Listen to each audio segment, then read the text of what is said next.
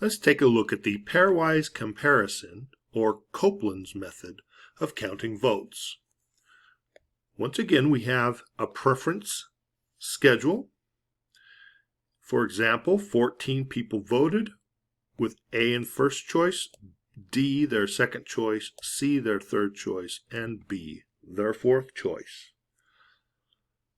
Okay, now to work out the pairwise comparison method, basically we're going to have every candidate pair off against all the other candidates.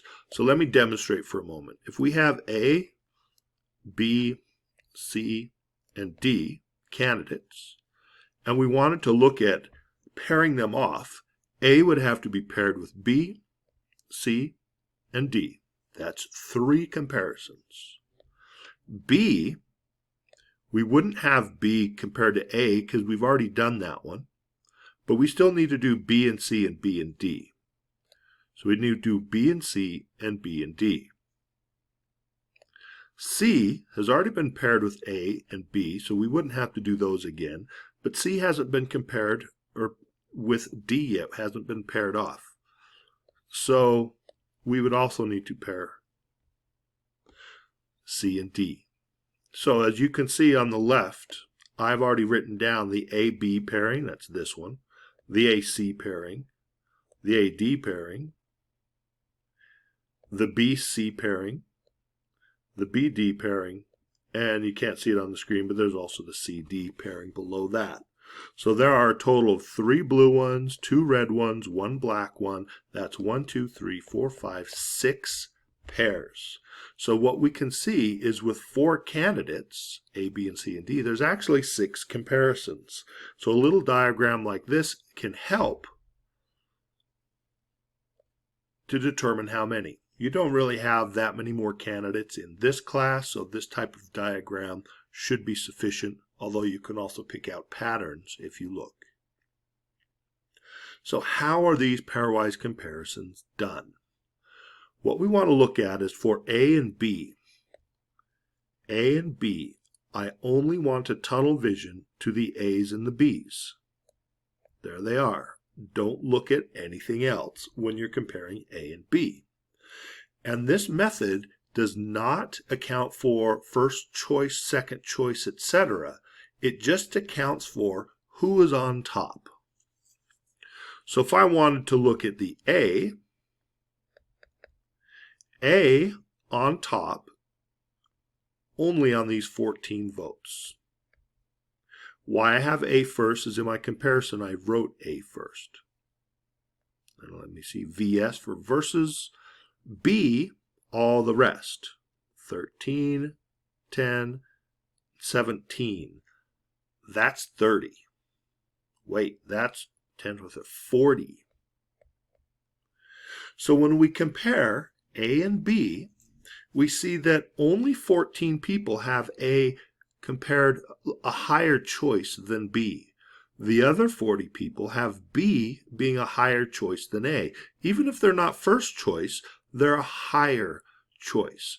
So the pairwise comparison is a relative. Who's relatively more preferred in the preference schedule? So from this A versus B, we can see that, I guess I don't need to write the A there, that B won this comparison.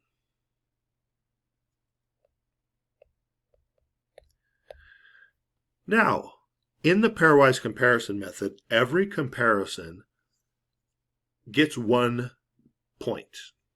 The winner gets that point. So B gets 1 point. A doesn't get any. If there's a tie, A and B each get 1/2 point, for example. So let's move on to the A versus C. We're only comparing A's and C's now. Don't look at any other people involved. A and C. So since A is first, we want to see where is A above, the 13 and the 14. In this one, the A is above the C. In this one, the A is above the C. So 13 and 14, that is 27. B, counting up where is C above A, we have the 10 and the 17, 27. In this case, it's a tie. So the 1 point that's assigned per comparison gets shared. A gets 1/2 point.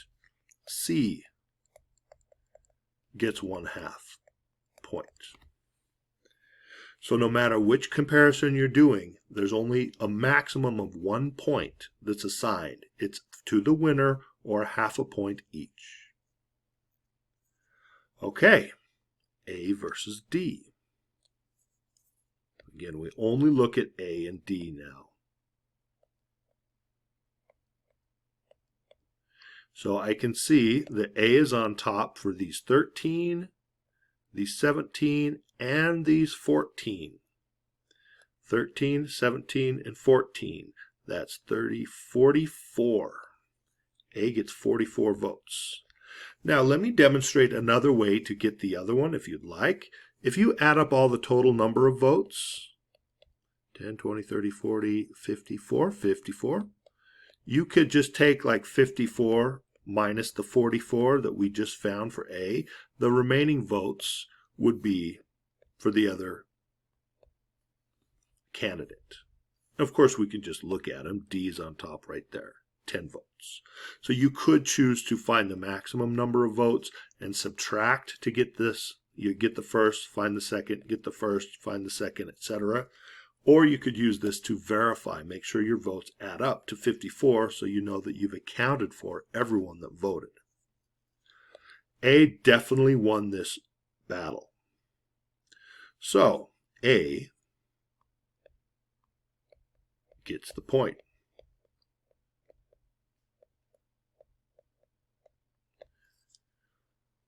Go ahead and pause the video and see if you can work out the remaining 3 comparisons. And then we can tell who wins.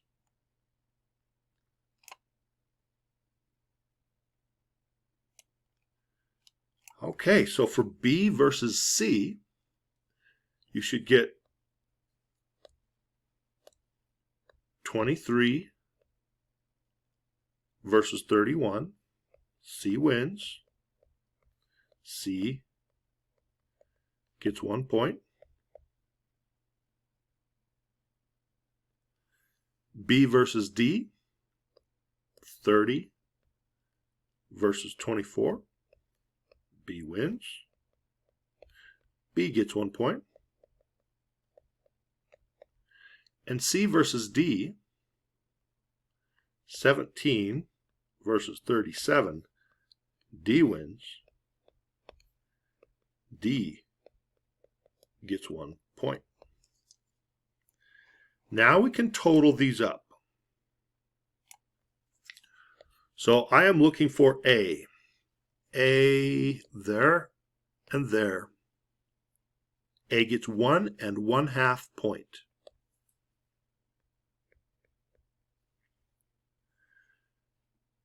B.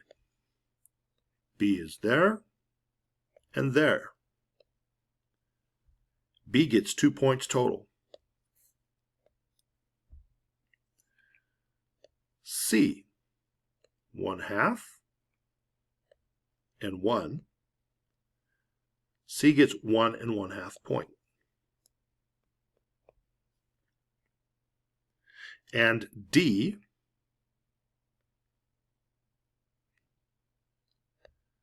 one point.